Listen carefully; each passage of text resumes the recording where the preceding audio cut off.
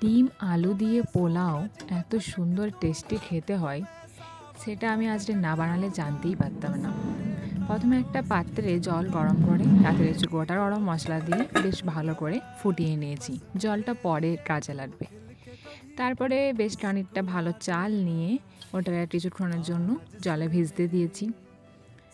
তারপরে একটা কড়াইয়ে নিয়ে নিয়েছি পরিমাণ মতো তেল, তাতে কুচি কুচি করে পেঁয়াজ কেটে রাখা বেশ তেলের মধ্যে দিয়ে বেরেস্তা মতন ভেজে নিতে হবে। তারপর সেই তেলেই একটা তেজপাতা আর কিছু গোটা জিরে দিয়ে এরকম ছোটো ছোটো কিউব করে রাখা আলুও দিয়ে ভেজে নিতে হবে। আলুটা বেশ মোটামুটি ভাজা হয়ে গেলে তার মধ্যে আমি দিয়ে দিয়েছি আদা আর কাঁচা লঙ্কার পেস্ট।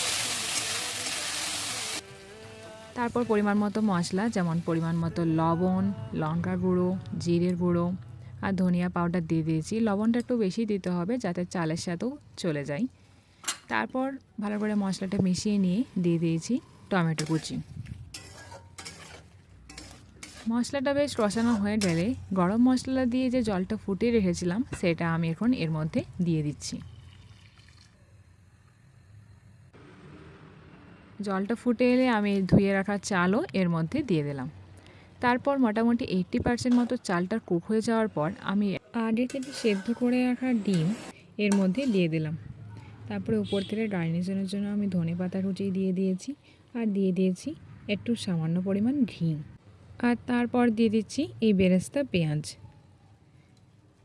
তারপর হালকা আঁচে 10 থেকে 15 মিনিট রেখে দিলেই রেডি হয়ে যাবে ডিম আলু দিয়ে পোলাও।